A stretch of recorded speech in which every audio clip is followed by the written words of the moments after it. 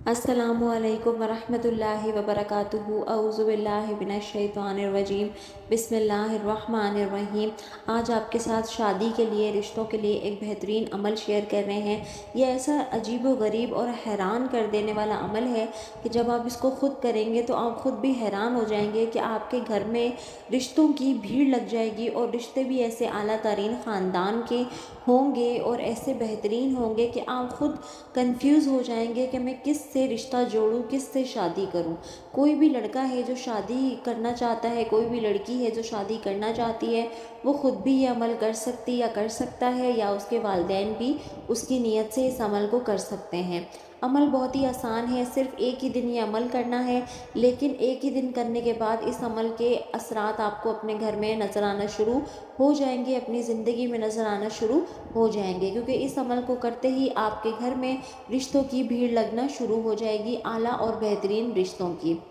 अब चलते हैं अमल की जानिब। अमल गौर से सुनिएगा। करना आपने ये है, सबसे पहले आप वज़ू कर लें।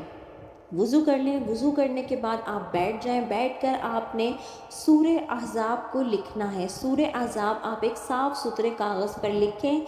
अब लिखनी आपने ऐसे है, पहले देख लें कितनी बड़ी है, कितनी छोटी है।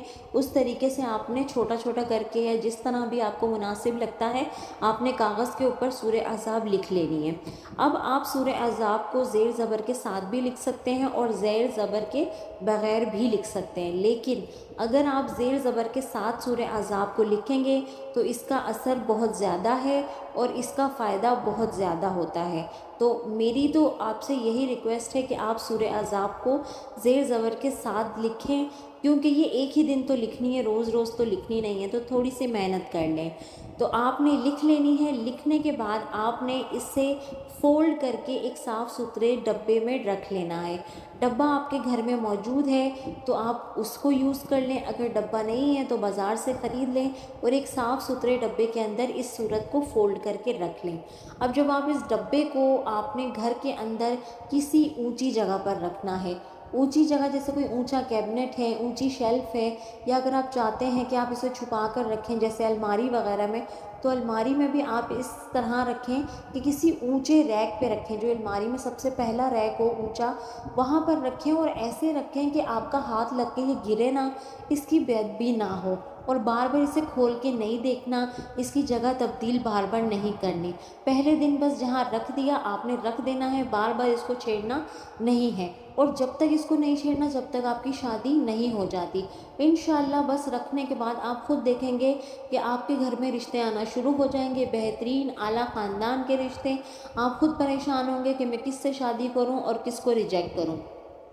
जैसे ही आपके घर में रिश्ते आना शुरू हो जाएंगे, इंशाल्लाह आपकी शादी हो जाएगी। शादी होने के बाद आपने वो जो सूरत लिखी थी, उस सूरत को आप किसी मुक़द्दस जगह पर छोड़ दें, यानी कि रख दें। जैसे आपने देखा होगा मस्जिद के बाहर वो डब्बे लगे होते हैं जिसमें हम इस तरह की जो आयत वगैरह जो कि खस्ता किस्म की होती हैं, उनको उस डब्बे में डाल देते हैं। तो जिनकी बेअदबी ना हो, तो आपने इस सूरत को भी उसमें डाल देना है, ताकि इसकी बेअदबी ना हो, गिरे ना और कहीं इधर उधर ना हो जाए। तो आपने शादी के बाद इसको ये कर देना है। यकीन के साथ करेंगे तो ही फ़ायदा होगा। अगर ये बेयकीनी है आपके अंदर, आपको यकीन नहीं है, तो आप इस अमल को करेंगे भी तो भी आपको फ़ायदा नहीं होगा, क्योंकि आपको अल्लाह ताला की जो कलमात हैं, कुरान पाक है, सूरह है, उस पर आपको एतमाद नहीं है। आप समझते ही नहीं है कि मैं इसको पढ़ूँगा तो असर होगा। अगर आपको यकीन है तो ही ये अमल करें। तो यकीन के साथ करेंगे, इतना फ़ायदा होगा कि आप सोच भी नहीं सकते। बेहतरीन रिश्ते आएंगे, आप मुझे भी दुआएं देंगे और जिसको बताएंगे वो आपको दुआएं देगी या देगा, क्योंकि उसको इतना बेहतरीन और आला ख़ानदान का रिश्ता मिलेगा। वीडियो अच्छी लगी हो तो लाइक करें, शेयर करें, सदका जारिया के तौर पर चैनल को सब्सक्राइब कर दें, ताकि ऐसी ही अच्छी अच्छी वीडियो आपके साथ हम शेयर कर सकें। अल्लाह हाफ़िज़।